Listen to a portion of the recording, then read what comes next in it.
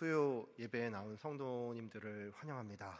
오늘 좀 눈이 많이 와서 이제 교회 오는 길이 좀 쉽지 않았을 텐데 우리 잘 오셨다는 의미로 이제 앞뒤 좌우로 반갑습니다 이렇게 인사 나누겠습니다. 반갑습니다.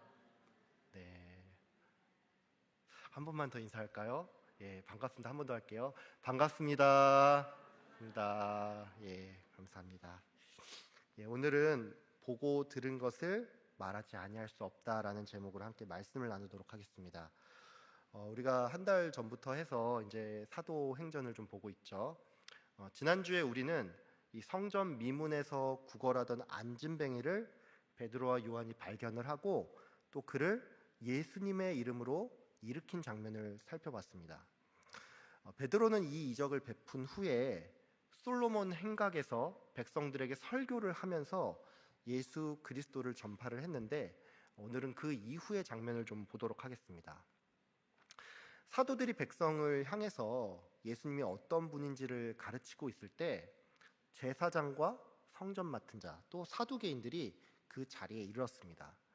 이 제사장과 성전 맡은 자 그리고 사두개인들은 예수님의 공생의 기간 동안에 줄곧 예수님을 괴롭히던 자들로서 특별히 예수님을 죽이는 일에 앞장을 섰던 사람들입니다. 이들은 당시에 유대교의 종교 지도자였을 뿐만이 아니라 우리가 조금 주목해야 할 사실이 있는데 그게 뭐냐면 이 사람들은 당시 유대 사회에 있어서도 기득권층이었다는 사실입니다. 여러분, 제사장은 어떤 사람입니까? 제사장은 제사와 예배를 주관하는 사람으로서 때로는 성전 관리까지도 그들의 관할이었습니다. 성전 맡은 자는 성전의 치안과 질서를 유지하는 사람들이었는데 이들은 서열상 제사장 다음 가는 사람들이었습니다. 이들은 앞서도 설명을 드렸지만 당시 유대 사회의 종교 지도자일 뿐만이 아니라 기득권층이라고 말씀을 드렸는데 이들이 기득권층인 까닭은 이제 결론부터 말씀을 드려서 이 제사장과 성전 맡은 자들 중에서 상당수가 사두개파 출신이었기 때문입니다. 참고로 이 사두개파와 관련해서 조금 더 설명을 좀 드리겠습니다. 사두개파는 이제 우리가 흔히 알고 있는 것처럼 그 예수님 당시 유대교의 바리새파와 함께 주요 분파 중에 하나였죠. 특별히 이 사두개파는 부활을 부정을 했고 이런 이유로 바리새파와 갈등이 있었다는 사실을 우리는 이미 알고 있습니다. 사두개파와 바리새파는 서로 비슷한 점이 있는가 하면 또 다른 점도 있었는데 먼저 비슷한 점은 이 두 종파가 유대교의 가장 핵심적인 종파였다는 것이고 다른 점은 사두개인들이 바리새인들과는 좀 다르게 사회적으로 기득권층, 소위 말해서 힘이 좀 강한 여당이었다는 것입니다. 그럼 여러분, 왜 사두개인들은 기득권층이 많았을까요? 이것은 결국에 그들이 부활을 부정하는 것과 연관이 있습니다. 사두개인들은 바리새인들과는 다르게 각종 구전이나 장로의 전승을 인정하지 않았고 오직 성문화된 모세 오경만을 정경으로 인정을 하면서 천사나 영생 그리고 영혼의 존재에 대해서 전혀 받아들이질 않았습니다. 심지어 이들은 메시아에 대한 생각마저도 바리새인들과는 달랐는데 이들에게 있어서 메시아 사상은 그냥 어떤 아이디얼한 이상일 뿐이고 실제로 인격적인 존재가 나타나는 것은 아니라고 믿고 있었다는 것이죠. 이 사두개인들은 이처럼 부활도 믿지 않고 영적인 존재나 메시아조차 믿지 않았는데 이것은 바꿔 말해서 이들에게 있어서 가장 중요한 것은 오직 현세의 삶뿐이었다는 것입니다. 쉽게 말해 현세에서 복받고 잘 되는 것이야말로 사두개인들이 생각하는 이 복의 전부였다는 것입니다. 이런 맥락에서 사두개인들은 자신의 어떤 정치적, 경제적 입지를 유지하는 것이 그 인생의 목표였기 때문에 이런 이유로 이 로마 정부에 대해서 굉장히 협조적이었고 그 결과 사두개파 사람들은 대제사장직부터 이 각종 요직을 도맡았다는 것입니다.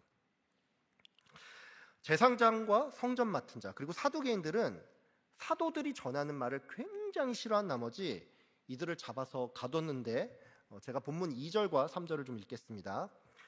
예수 안에 죽은 자의 부활이 있다고 백성을 가르치고 전함을 싫어하여 그들을 잡음에 날이 이미 저물었으므로 이튿날까지 가두었으나, 이들은 앞서도 설명을 드렸지만 종교 지도자이면서 동시에 기득권층이었습니다. 그렇기 때문에 이들은 베드로와 요한이 백성들에게 뭔가를 가르치는 그 행위 자체를 못마땅하게 여겼습니다. 쉽게 말해 병든 자를 고치는 것은 뭐 그 자체로 나쁜 일은 아니니까 이거는 어느 정도 용납이 되는데, 솔로몬의 행각에서 백성들에게 설교를 하는 것은 그들 입장에서 볼 때는 소위 선을 넘는 행위였다는 것입니다.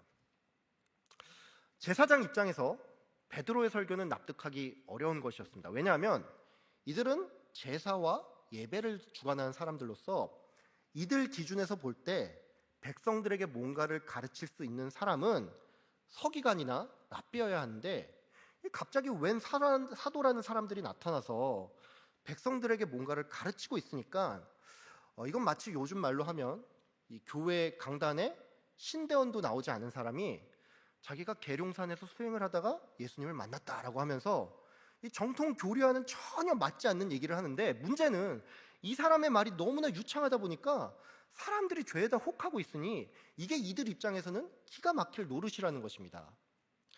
그러니까 이들 기준에서는 이 사도의 행동이 자신의 권한을 침해한 것으로서 굉장히 마음에 들지 않았다는 것입니다. 성전 맡은 자들 또한 이 사도들의 가르침이 마음에 들지 않았습니다. 왜냐하면 이들은 치안과 질서 유지가 그들의 주요 임무인데, 사도들의 설교는 그들 기준에서 볼 때 매우 선동적이고 또 이로 말미암아 자칫 폭동이 일어날지도 모른다는 생각이 있었다는 것이죠. 사두개인 또한 이 메시지가 싫었습니다. 왜냐하면 이들은 부활을 부정하는 자로서 자신들의 교리와는 정반대되는 얘기를 하니까 이 말을 듣기 싫었다는 것입니다. 이처럼 이들은 각자의 이유로 사도의 말을 듣기 싫어했는데, 결국 요약을 하자면 사람들은 사도들이 어떤 기적을 베풀어서도 또 사람들이 많이 모여서도 아니고, 결국 이들이 예수 안에 죽은 자의 부활이 있다라고 가르치는 것을 싫어했다는 것입니다. 한마디로 세상은 성도가 전하고자 하는 그 말을 싫어한다는 것입니다. 여러분, 우리가 조금만 생각해보면 알 수가 있지만 이 세상은 기독교 그 자체를 싫어하지 않습니다. 다른 말로 내가 직장 생활이든 가정 생활이든 또 어떤 사회 생활을 할 때 내가 단지 교회를 다닌다는 이유만으로 나를 핍박하는 사람은 거의 없다는 것입니다. 세상이 기독교를 거부하는 가장 큰 이유는 결국에는 성도가 전하는 그 말 때문입니다. 바꿔 말해, 만약에 성도가 그냥 도덕적으로 바르게 사는 일에만 관심이 있고 그 입을 다물고 지낸다면 세상은 절대로 기독교를 욕할 일이 없다는 것입니다. 세상이 기독교에게 바라는 것은 도덕이지 복음이 아닙니다. 제가 여러분의 이해를 좀 돕기 위해서 예를 하나 좀 들겠습니다. 여러분도 아시겠지만 불신자 기준에서 천주교와 개신교의 이미지는 상당히 다릅니다. 적어도 우리나라 안에서 천주교의 이미지는 조금 죄송스러운 말이지만 개신교보다 훨씬 좋습니다. 여러분, 그럼 이거 왜 그렇습니까? 여러 가지 이유가 있겠지만 진짜로 가장 큰 이유는 우리나라 천주교인들 대부분이 전도를 하지 않기 때문입니다. 제 주변에 지금도 천주교인 지인이 몇 명 있습니다. 심지어 제 지인 중에는 이제 카톨릭 대학교에서 이제 우리로 치면 기독교 윤리 같은 것을 가르치는 야고보라는 세례명을 가진 교수이면서 신부인 저의 지인도 있는데, 제가 어릴 적에 이제 이 지인 중 한 명에게 천주교인은 왜 전도를 하지 않느냐 이런 질문을 하면서 이 마태복음 28장의 말씀을 들어 예수님께서는 제자들을 향해 땅 끝까지 이르러 복음을 전하라 라고 명령을 했는데, 그렇다면 우리들 또한 복음을 전해야 하지 않냐 이런 말을 제가 했거든요. 근데 그 지인은 저의 이 말을 듣고서는 이 말이 굉장히 시대착오적인 무례한 말이라면서 저를 좀 무시했습니다. 제가 지금은 목사가 됐으니까 그 분을 다시 만나서 좀 다시 한번 얘기를 좀 해보고 싶어요. 여러분, 우리 주변에 천주교인들이 생각보다 없죠. 그 2023년 작년에 그 리서치에 따르면 이제 우리나라 인구 중에 뭐 그래도 한 11% 정도가 천주교인이라고 하는데, 천주교인이 이렇게 별로 없는 것처럼 느껴지는 까닭은 천주교인 중에 상당수가 자기가 천주교라는 사실을 어지간해서 말을 하지 않고, 무엇보다 이 천주교인은 사람들에게 예수님 믿어야 천국에 갈 수 있습니다, 이런 말을 하는 경우가 좀처럼 없다는 것입니다. 우리 기준에서 이런 천주교인들의 모습은 마치 물에 물 탄 듯, 술에 술 탄 듯 그렇게 보일 수가 있는데, 세상 사람들은 천주교인이 자기들이 듣기 싫어하는 말을 하지 않으니까 이게 도리어 좀 나이스하게 보인다는 것입니다. 가끔 보면은 이런 맥락에서 교회 안에서도 이렇게 말씀하는 분이 계십니다. 요즘 시대가 어느 때인데 꼭 그렇게 말로 전도를 해야 해? 내가 그냥 바르게 살고 선행을 베풀면 사람들이 이걸 보고 자연스럽게 복음이 전해지겠지, 이런 말을 하는 분들이 계신다는 것이죠. 여러분, 근데 이런 말은 뭐 얼핏 보면 굉장히 세련돼 보이고 나름 그럴듯해 보일 수가 있는데, 결국 복음이 빠진 선행은 생명이 없는 것이고, 이런 행동은 불교인도 세상 사람도 할 수 있는 일이니까 그 자체로서는 그 어떤 의미도 없다는 것입니다. 제가 몇 주 전쯤에 이제 저희 교구원 중에 이제 한 분을 좀 신방을 했는데, 이분 같은 경우에 평생 교회를 다니지 않다가 코로나 기간 중에 이제 스스로 교회를 나가야겠다라고 생각을 하고 교회를 나온 분이 계십니다. 좀 특이하죠? 이분은 자기가 교회에 나오니까 뭔가 말로 표현할 수 없는 큰 평안이 자신에게 임했다고 하면서 금방 믿음이 생겼다고 하는데, 이분은 저한테 말하기를 자기가 좀 더 어릴 적부터 교회를 나왔으면 더 좋았을 것 같다라는 그런 말을 했습니다. 그러면서 이분은 저한테, 왜 내 주변에 분명 교회를 다닌 사람도 있었을 때 내가 40 몇 년을 사는 동안에 나에게 교회 가자고 하는 사람이 단 한 사람도 없었는지 이게 잘 이해가 안 된다는 말을 했습니다. 여러분, 제가 이 말에 어떻게 대답을 했을까요? 저는 이렇게 말했습니다. 내가 예수를 믿는 건 결국 하나님의 계획 안에 있는 것이고, 그렇기 때문에 내 생각에는 내가 어릴 적부터 교회를 나가는 게 훨씬 좋아 보일 수 있지만, 하나님 입장에서는 그게 베스트 타이밍이기 때문에 성도님이 그때서야 예수님을 만나게 된 것입니다, 이렇게 말을 했습니다. 여러분, 저의 이 말은 틀린 말은 아니죠. 근데 제가 이것과는 좀 별개로 좀 뼈 아프게 느낀 것은, 이분이 교회를 나오기 전까지 그 오랜 시간 자기에게 전도를 하는 사람이 한 명도 없었다는 사실입니다. 여러분, 이 성도님 주변에 예수님을 믿는 사람이 한 명도 없었을까요? 당연히 아닐 겁니다. 근데 그 누구도 결국 말로써 예수님을 전하지 않았다는 것이죠. 여러분, 우리가 좋든 싫든 복음을 말로 전해야지만 결국에는 결실을 맺을 수가 있습니다. 노방전도가 너무 억지스럽다, 별로다, 이렇게 말하는 분들 계시죠. 이런 분들은 뭐 지금 이 시대는 결국 관계전도를 해야 한다, 이렇게 말을 하는데, 관계전도가 뭡니까? 좋은 관계를 유지하다가 예수님을 전도하는 것이죠. 근데 이렇게 말을 하면서 이런저런 이유로 기존의 전도법에 대해서 회의적인 사람 치고 관계전도조차 제대로 하는 사람을 제가 본 적이 없습니다. 조금 죄송스러운 말이지만 이런 사람들 중에 상당수는 자기가 기독교임을 밝히지 않는 경우도 왕왕 있다는 것이죠. 여러분, 만약에 기독교인이 그냥 선행을 베풀고 착하게 사는 일에만 관심을 갖는다면 이 세상에서 기독교인이 욕먹을 이유는 하나도 없을 겁니다. 근데 문제는 우리가 전하지 않으니까 이 기독교가 우리 시대에서 끝나버리게 된다는 것입니다.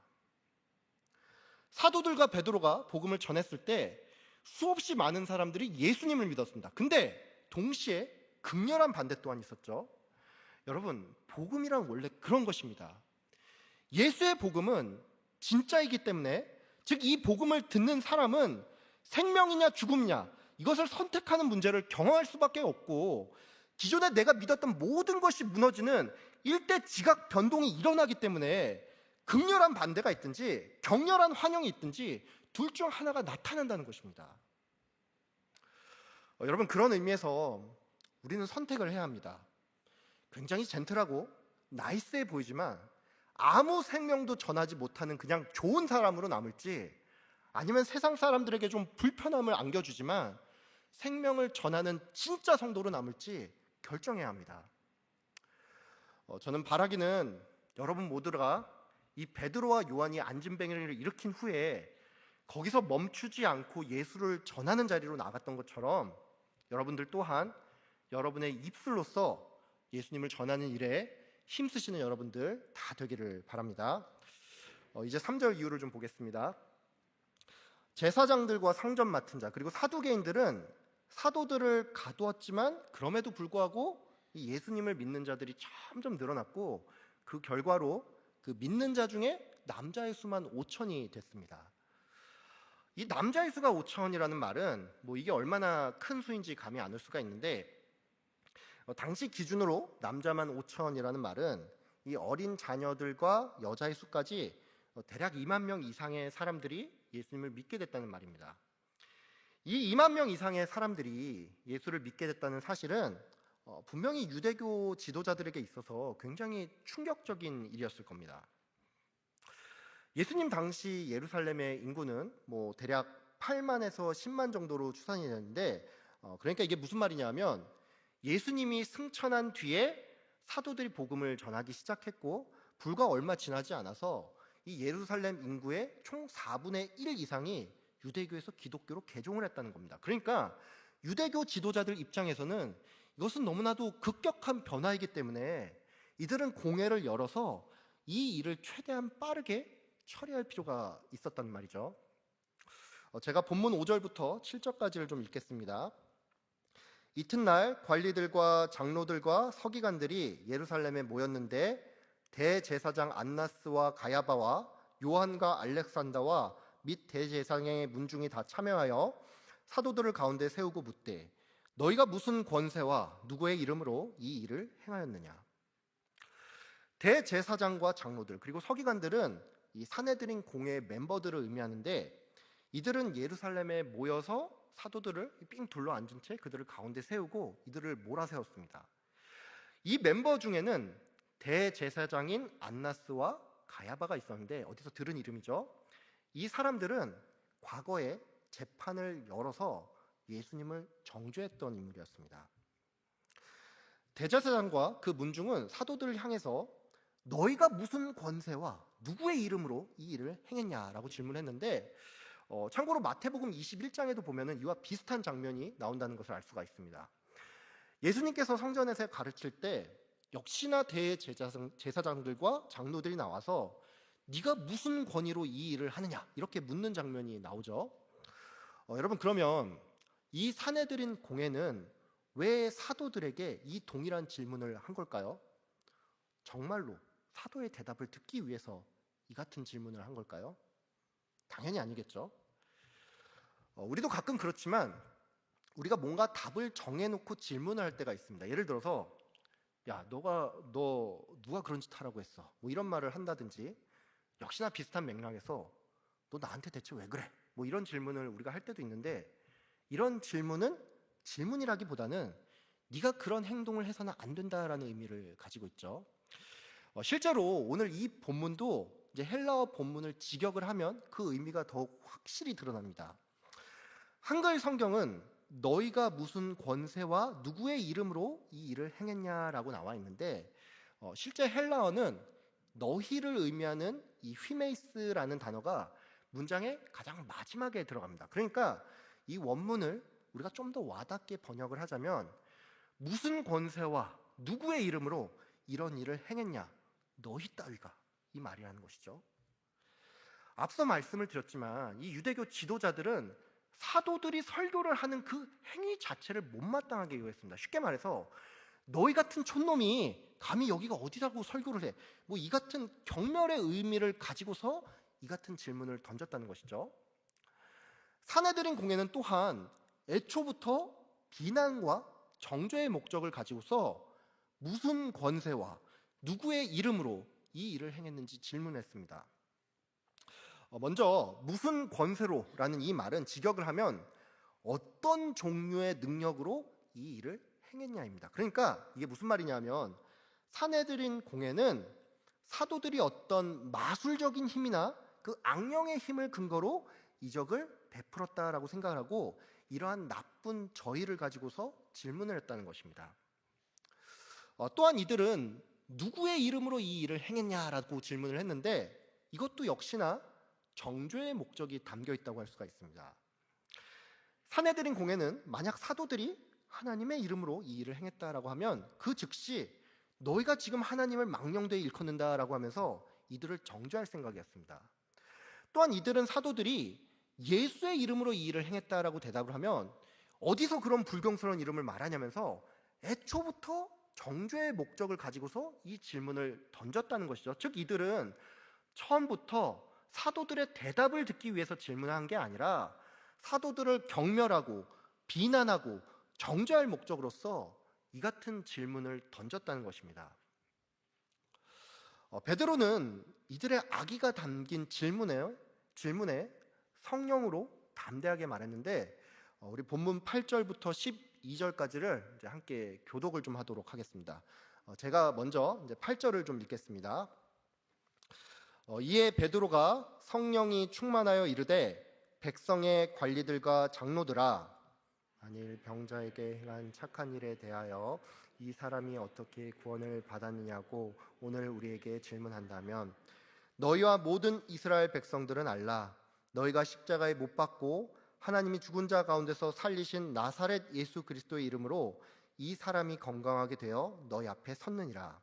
이 예수는 너희 건축자들의 버린 돌로서 집 모퉁이의 머릿돌이 되었느니라.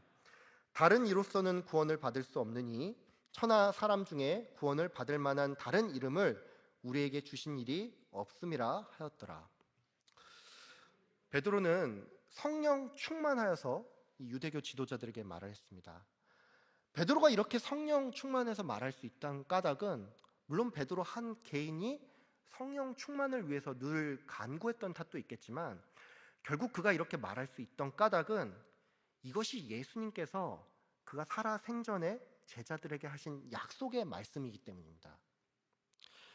예수님은 마태복음 10장에서 너희가 나 때문에 사람들 앞에 서게 될 때 무엇을 말할지 염려하지 말라라고 하면서 그때 너희가 해야 할 말을 알려주실 분도 또 말을 하는 분도 너희가 아닌 성령님이라고 했는데 이것이 베드로를 통해서 이루어졌다는 것이죠. 베드로는 이처럼 성령의 역사하심으로 굉장히 위압적인 분위기 속에서도 전혀 주눅이 들지 않았는데 먼저 그는 자신이 행한 이 일을 병자에게 행한 착한 일이라고 말했습니다. 베드로가 이같이 말한 데는 크게 두 가지 의미가 있다고 할 수가 있습니다. 첫 번째는 우리가 일으킨 이 이적은 마땅히 칭찬받아야 할 선한 일이라는 것을 변호하는 것이고 두 번째로는 그렇기 때문에 너희는 뭐하러 지금 이 일에 대해서 굳이 꼬투리를 잡냐 이 의미가 담겨 있다는 것입니다. 베드로는 이어서 너희가 십자가에 못 박았지만 하나님께서 살리신 나사렛 예수의 이름으로 이 사람이 건강하게 되었다라고 말을 했는데 베드로는 이 말을 통해서 예수를 죽인 너희들의 죄를 지적함과 동시에 예수님께서 살아나신 것은 결국 하나님의 일이니까 이 병자가 건강해진 것 또한 예수의 이름으로 선포한 것이지만 하나님께서 일으키신 이적임을 그들에게 당당히 선포했다는 것입니다. 베드로는 또한 이 사내들인 공회의 회원들이 잘 알고 있는 시편 118편의 말씀을 인용하여서 예수님은 건축자들, 즉 너희들이 버린 돌로서 너희는 비록 예수님을 배척했지만 이것이 집 머리에 모퉁이의 머릿돌, 즉 하나님께서는 예수를 통해 만민을 구원하는 기초로 삼으셨다라고 그들이 역설했습니다. 베드로는 여기서 멈추지 않고 예수님 외에는 구원의 길이 없음을 밝혔는데 이 12절은 우리가 좀 주목할 필요가 있습니다. 왜냐하면 베드로의 이 발언은 질문에 대한 답변이 아닌 우리를 핍박하는 너희 또한 예수를 믿어야지만 생명을 얻을 수 있다는 즉 전도를 목적으로서 이 말을 했기 때문입니다. 베드로는 솔직히 사내들인 공회가 질문했을 때 이에 맞는 답만 딱 하고 말을 끝냈어도 됩니다. 쉽게 말해서 이거죠. 너희가 누구의 이름으로 이 일을 행했냐라는 질문에 예수의 이름으로 이 일을 행했다. 이렇게만 말하면 된다는 것이죠. 근데 베드로는 굳이 여기서 더 나아가 예수님 외에는 구원을 얻을 자가 없다라는 말을 했는데, 여러분, 이것이 의미하는 바는 먼저는 성도의 모든 말과 행동이 결국 예수님을 증거하는 대로 나아가야 한다는 것이고, 특별히 나를 괴롭게 하고 또 힘들게 하는 그 사람에게도 우리가 예수님을 증거해야 한다는 것입니다. 여러분, 근데 이게 말처럼 쉽지가 않죠. 좀 부끄러운 얘기인데, 솔직히 저 또한 제가 이제 직장 생활을 하는 동안에 좀 많이 싫었던 사람이 있었는데, 이분이 때마침 기독교를 굉장히 싫어하는 안티였거든요. 저는 그래서 당시 이 사람을 보면서, 그래, 저 인간 뭐 어차피 예수님 안 믿다가 저렇게 살다가 결국 지옥에 나가겠지, 뭐 이런 생각을 하면서 내가 죽었다 깨나도 저 사람한테는 복음 전하지 않을 거야, 이런 생각을 하면서 살았던 적이 있습니다. 여러분, 이런 과거가 저에게 있는데 제가 어떻게 여러분을 힘들게 하는 그 사람에게 복음을 전하십시오, 이런 권면을 제가 할 수가 있겠습니까? 여러분, 근데 제가 이것을 여러분께 말씀드리는 까닭은 결국 이 일이 사람의 의지로는 할 수 없는 일이기 때문입니다. 여러분, 베드로의 입장에서 한번 생각을 해보세요. 이 사내들인 공의 구성원은 안나스와 가야바 그리고 대제사장 문중입니다. 이들은 예수님을 죽이는 일에 가장 앞장섰던 사람이었죠. 베드로가 이 사람들을 눈앞에서 봤을 때 이 베드로의 마음은 어떻겠습니까? 인간적 심정으로는 하나님께서 최대한 잔인하게 이 사람들을 심판하면 좋겠는데, 이들이 여전히 권력을 가지고서 자기들을 가두고 신문을 하고 있으니까 이 베드로 입장에서는 피가 거꾸로 솟는 기분이겠죠. 만약에 제가 이와 같은 상황이 있었다면 저는 이 대제사장 무리를 향해서 각종 저주의 말을 쏟아내면 쏟아냈지 이 구원을 얻을 방법에 대해서는 절대로 말을 하지 않았을 겁니다. 근데 여러분, 베드로가 이처럼 구원의 길을 이 악한 사람들에게, 이 정말 원수와도 같은 사람들에게도 제시를 했다는 것은 그가 자신의 의지와 힘으로써 이 말을 한 게 아니라 성령님께서 이 말을 하시겠다는 것입니다. 여러분, 우리가 성령 충만을 구하고 또 성령께서 내 안에서 역사해야지만 우리는 그때서야 비로소 복음을 전할 수가 있습니다. 여러분, 내 의지로 복음을 전하지 못한다는 것에 너무 자책하지 마시고, 나에게 원수 같고 또 나를 괴롭히는 자에게도 이 복음을 전하기 위해서 성령 충만을 구하고 성령이 나의 입술을 주장하여 주시기를 항상 구하는 여러분이 다 되시길 바랍니다. 사내들인 공회는 베드로의 답변을 들으면서 이 일이 조금 이상하게 느껴졌습니다. 베드로와 요한은 분명히 어부 출신이었고 또 그들의 학문이라고 해봤자 별 볼 일 없는 수준일 텐데, 이들이 너무나 박식하고 또 조리 있게 말을 잘 하다 보니까 이게 첫 번째는 너무나도 충격적이었고, 또 이들이 예수와 함께 있던 자들로서 자신들이 불법적으로 예수님을 처형한 일을 걸고 넘어질까봐 이게 내심 마음에 또 걸렸다는 것입니다. 무엇보다 이들은 정말로 확실한 증거, 즉 나은 사람이 있으니까 이 사도들에게 딱히 뭐라고 더 할 말이 없었다는 것이죠. 사내들인 공회는 예수의 이름으로 분명히 사람들이 낫는 것을 보았습니다. 그리고 이 자리에는 서기관도 있었는데, 이게 무슨 말이냐면 이 서기관들은 구약의 율법에 정통한 자로서 율법의 관점에서 그 사도들의 말에 뭔가 허점이 있다면 이걸 집요하게 파고들어서 논쟁을 할 수 있었다는 것인데, 이들은 어찌된 모양인지 그 사도들의 말을 도무지 당해낼 수가 없었다는 것입니다. 여러분, 어째서 서기관들은 이 사도들의 말에 단 한마디도 반박하지 못한 걸까요? 가장 큰 이유는 베드로가 성령 충만해서 그의 말이 권위가 있어서 그런 거겠죠. 근데 이걸 좀 더 정확하게 말씀을 드리면 이것 또한 예수님의 약속이기 때문입니다. 누가복음 21장에 보면 예수님께서 그의 제자들에게 너희는 변명할 것을 미리 궁리하지 말라라고 하면서 너희의 모든 대적이 너희를 대항하거나 변박할 수 없는, 즉 변론하거나 반박할 수 없는 언변과 지혜를 주겠다라는 말이 나옵니다. 여러분, 이 말이 뭡니까? 너희가 성령 충만하여서 말할 때 그 말을 듣는 사람은 변론도 할 수 없고 반박도 할 수 없다는 것이죠. 사내들인 공회는 자신들조차 부인할 수 없는 이 명백한 사실을 경험했음에도 불구하고 예수님을 받아들이기는커녕 오히려 사도들을 위협해서 도무지 예수의 이름으로 전하지도 가르치지도 말라라고 그들을 위협했는데, 사도들은 이 협박 앞에 하나님 앞에서 너희의 말을 듣는 것이 하나님의 말씀을 듣는 것보다 옳은지 판단하라라고 하면서 우리는 보고 들은 것을 말하지 아니할 수 없다라고 말을 했습니다. 관리들은 백성의 눈치를 보고 또 그들이 폭동을 일으키지는 않을지, 자신들이 기득권이 빼앗기지는 않을지, 이런 세상적인 것들을 생각한 반면에 사도들은 정말 하나님의 말씀에 순종하는 그 일만을 생각했다는 거죠. 여러분, 그래서 그 결과로 이것을 지켜본 모든 사람들이 그 된 일을 보고 하나님을 찬양하게 됐다는 것입니다. 우리가 이런 말 하죠. 성도의 존재 목적은 하나님께 영광을 돌리기 위함이다. 근데 여러분, 우리는 도대체 어떻게 살아야지만 이 하나님께 영광을 돌릴 수가 있을까요? 내가 이 세상 살면서 형통하고 복받고 잘 되는 것이 하나님께 영광을 돌리는 일일까요? 물론 하나님께서는 때로 우리에게 이런 복을 허용하기도 하는데, 여러분, 이 질문에 대한 답은 성도가 말씀에 순종하는 것이 결국 하나님께 영광을 돌리는 일이라는 것입니다. 다시 말씀드리겠고요. 성도가 말씀에 순종하는 것이 하나님께 영광을 돌리는 일입니다.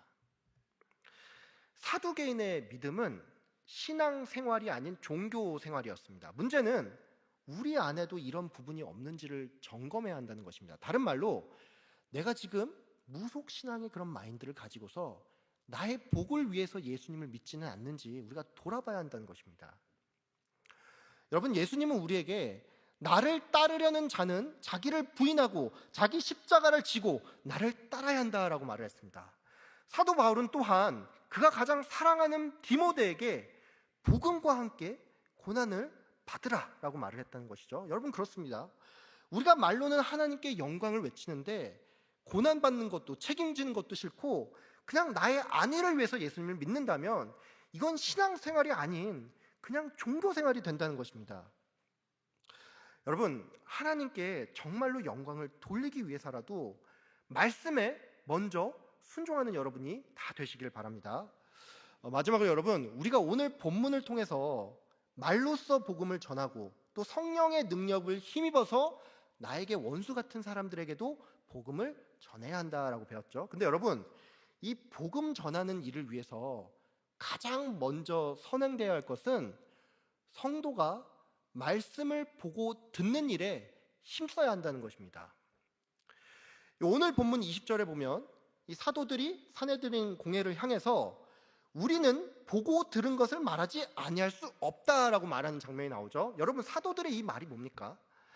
사도들은 내가 본 게 있고 또 들은 것이 있으니까 너희가 우리를 아무리 협박하고 다그쳐도 이 복음 전하는 일을 우리가 도무지 멈출 수가 없다는 얘기죠. 여러분, 사도들은 뭘 봤습니까? 예수님의 공생의 기간 동안에 그가 수도 없이 많은 이적을 일으킨 것을 보았고 또 그가 가르치는 그 말씀을 들었죠. 제자들은 또한 십자가에 달려 죽은 예수님이 부활하는 것을 그들의 그 두 눈으로 똑똑히 목격했던 사람들입니다. 그러니까 이들은 자신이 보고 들은 게 있으니까 이게 보통 일이 아니고 너무나 압도적인 일이다 보니 이걸 전하지 않고는 도무지 배길 수가 없었다는 것입니다. 내가 이 말을 전한다고 해서 나에게 어떤 이익도 없고 오히려 핍박이 다가올 수 있음에도 불구하고 내가 보고 들은 이것이 나를 너무나 사로잡고 있다 보니까 이것을 사람들에게 전하지 않고는 사도들이 도무지 견딜 수가 없었다는 것입니다. 여러분, 우리에게 있어서 예수의 복음이 또한 이와 같아야 한다는 것입니다. 전하지 않고는 견딜 수 없을 정도로 압도적인 것이 되어야 하는데, 그러기 위해서는 먼저 말씀을 읽고 이 말씀이 그냥 무미건조한 문자가 아니라 내 안에서 살아 역사하여서 내 마음을 치고 내가 또 이것을 전하지 못하면 이 마음이 견딜 수 없을 정도로 말씀이 살아 움직이도록 성령님께 간절히 구해야 한다는 것입니다. 여러분, 성도가 보고 들어야 할 것은 성경 말씀입니다.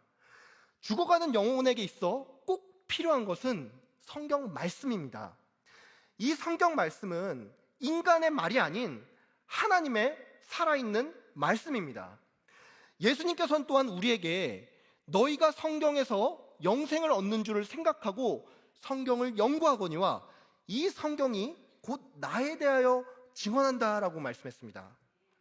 여러분, 성경 말씀은 우리의 인생을 뒤흔들고 마른 뼈와 같은 나의 영혼에 생명을 더하며 죽은 영혼을 살리는 것입니다. 그러니까 여러분, 먼저는 말씀을 가까이 하시고 이 말씀이 내 안에서 살아 역사하시도록 간구하시는 여러분들이 다 되시길 바랍니다. 말씀이 없을 때 우리는 예수를 증언할 수가 없습니다. 내가 예수의 죽음과 부활을 마치 내 눈과 귀로 보고 들은 것처럼 느껴야 하는데, 그러기 위해 말씀이 내 안에서 먼저 역사해야 합니다. 여러분, 말씀을 보고 들으십시오. 그리고 이것이 내 안에서 생생하기를 구하십시오. 우리가 말씀을 가까이 하고 말씀이 내 안에서 역사할 때 우리는 예수님의 참 증인으로서 살아갈 수가 있습니다. 오늘 이 시간 예배 자리에 참석한 여러분 모두가 예수의 부활을 말씀으로 체험하시고 또 이것을 이 세상에 담대히 증언하면서 살아가시기를 주님의 이름으로 축복하며 기도합니다. 기도하겠습니다. 참 좋으신 하나님 아버지, 오늘 사도행전의 말씀을 통하여서 우리가 전해야 할 것이 무엇인지를 깨닫게 해주셔서 감사합니다. 아버지, 예수의 복음을 알기 원합니다. 말씀을 보고 듣고 또 이것을 전하는 일을 참을 수 없을 정도로 내 안에서 강력히 역사할 수 있도록 주님 인도하여 주시옵소서. 이 말씀이 내 안에서 살아 숨쉴 때 우리는 이 말씀을 증거하는 증인이 될 것입니다. 하나님, 우리가 그 증인의 삶을 살아가게 하여 주시고, 아버지 하나님, 무엇보다 행실뿐만이 아니라 우리가 말로써 예수 그리스도의 복음을 증거하는 삶을 살아가는 우리 모두가 다 될 수 있도록 주님 인도하여 주시옵소서. 감사드리며 예수님의 이름으로 기도드립니다. 아멘.